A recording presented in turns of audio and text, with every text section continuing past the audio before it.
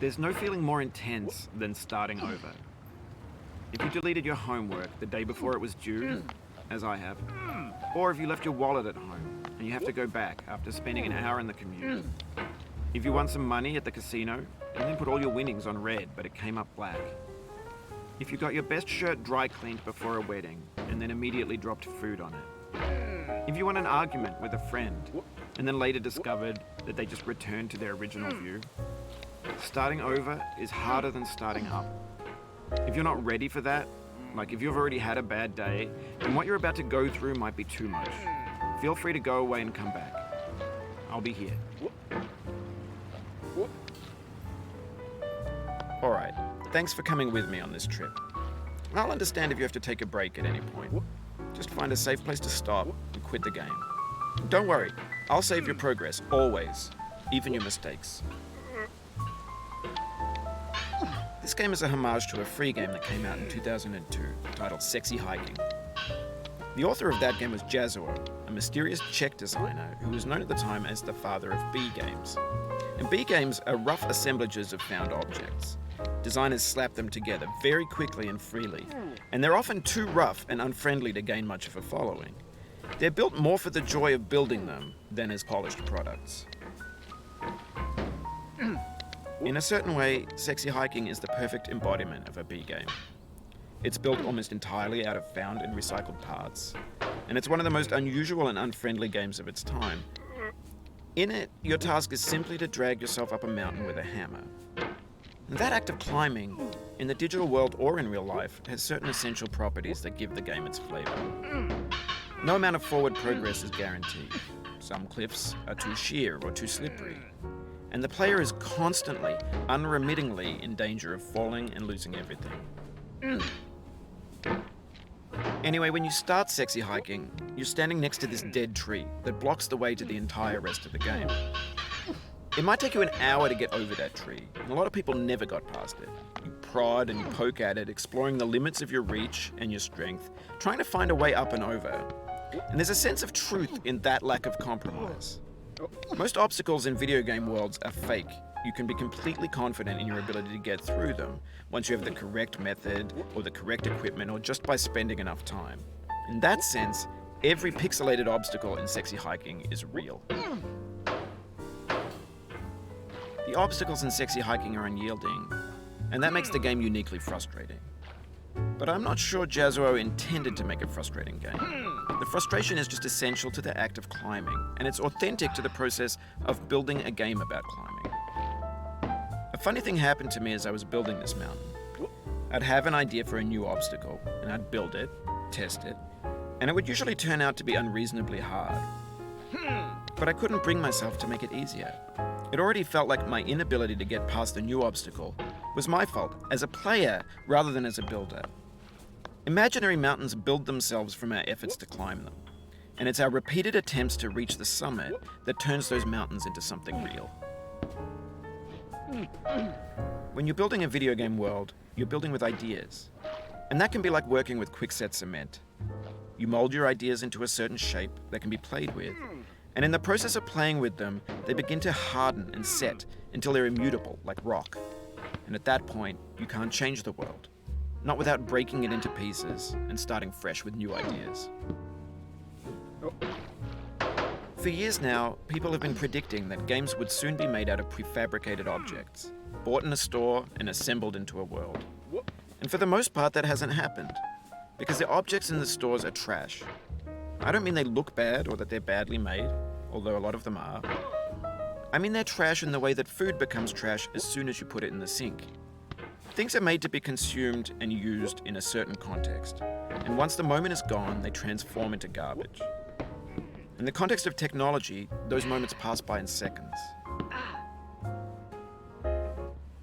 Over time, we've poured more and more refuse into this vast digital landfill that we call the internet. It now vastly outnumbers and outweighs the things that are fresh and untainted and unused. When everything around us is cultural trash, trash becomes the new medium, the lingua franca of the digital age. And you can build culture out of trash. But only trash culture. B games, B movies, B music, B philosophy. Maybe this is what digital culture is. A monstrous mountain of trash, the ash heap of creativity's fountain. A landfill with everything we ever thought of in it. Grand, infinite, and unsorted. There's 3D models of breakfast, Gen X's fanfic novels, Scan magazines, green screen Shia LaBeouf, banned snuff scenes on LiveLeak. Facebook's got lifelike bots with unbranded adverts and candid shots of Kanye and Taylor Swift mashups, car crash epic failed GIFs, Russian dashcam vids, discussions of McRibs, discarded, forgotten, unrecycled, muddled, rotten, untitled. Everything's fresh for about 6 seconds, until some newer thing beckons and we hit refresh. And there's years of persevering disappearing into the pile, out of style, out of sight. In this context, it's tempting to make friendly content that's gentle, that lets you churn through it but not earn it. Why make something demanding if it just gets piled up in the landfill, filed in with the bland things? When games were new, they wanted a lot from you.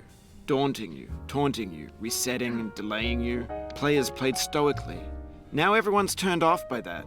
They want to burn through it quickly, a quick fix for the fickle, some tricks for the clicks of the feckless.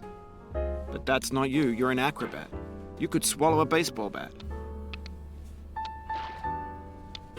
Now I know, most likely you're watching this on YouTube or Twitch, while some dude with 10 million views does it for you. Like a baby bird being fed chewed up food. That's culture too. But on the off chance that you're playing this, what I'm saying is, trash is disposable, but maybe it doesn't have to be approachable. What's the feeling like? Are you stressed? I guess you don't hate it if you got this far. Feeling frustrated? It's underrated. An orange is sweet, juicy fruit locked inside a bitter peel. That's not how I feel about a challenge. I only want the bitterness. It's coffee. It's grapefruit. It's licorice.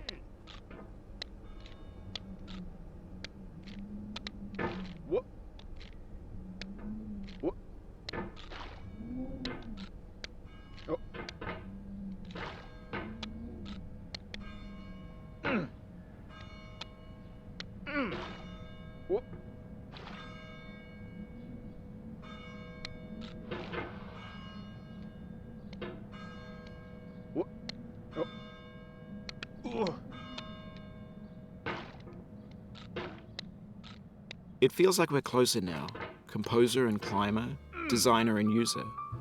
You could have refused, but you didn't. There was something in you that was hidden, that chose to continue.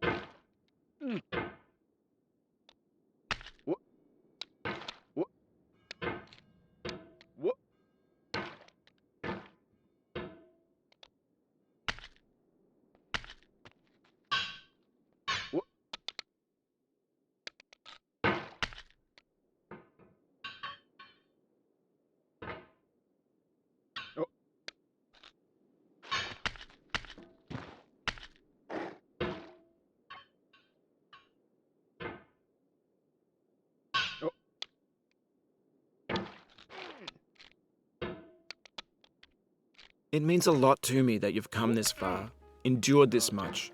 Every wisecrack, every insensitivity, every setback you've forgiven me is a kingly gift that you've given me.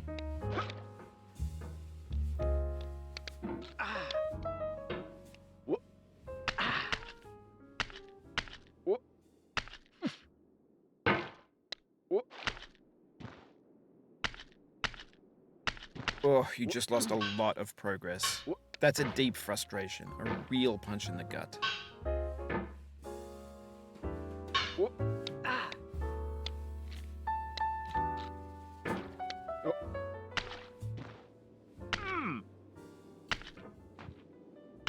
Oof, sorry about that.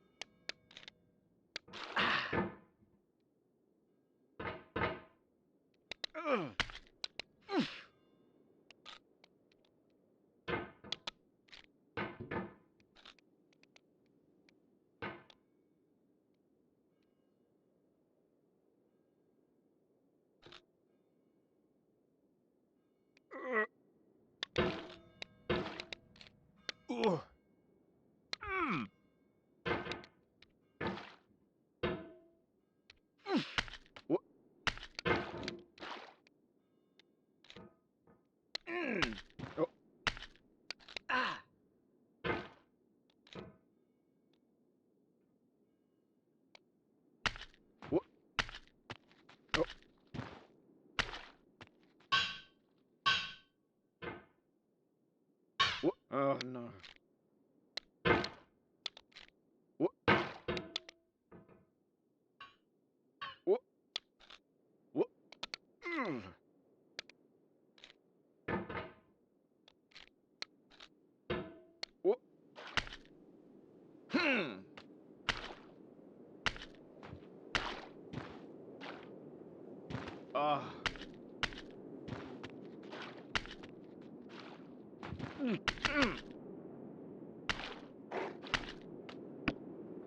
We have the same taste, you and I.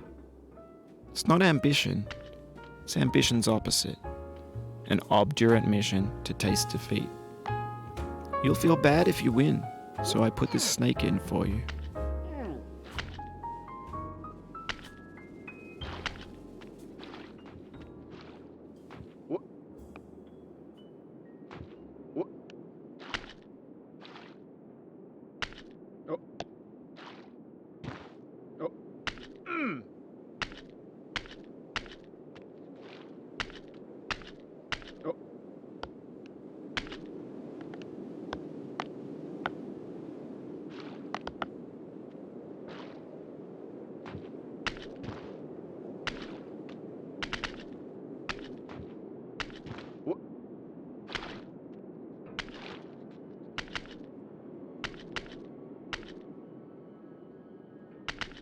Have you thought about who you are in this? Are you the man in the pot, Diogenes? Are you his hand? Are you the top of his hammer? I think not. Where your hand moves, the hammer may not follow, nor the man, nor the man's hand. In this you're his will, his intent, the embodied resolve in his uphill ascent. Now, you've conquered the ice cliff, the platforms, the church and the rectory, the living room and the factory, the playground, the construction site, the granite rocks and the lakeside. You've learned to hike. There's no way left to go but up, and in a moment I'll shut up. But let me say, I'm glad you came.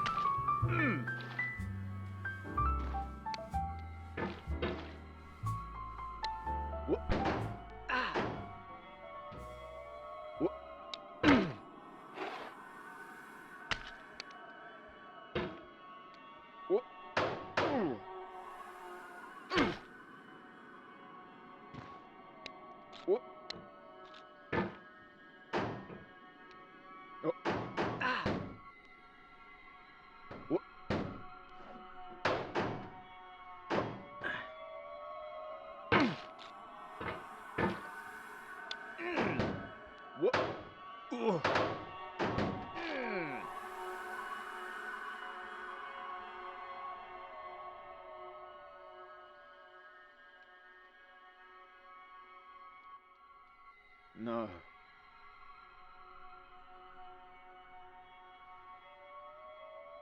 What? I dedicate this game to you, the one who came this far. Oh no. I give it to you with all my love.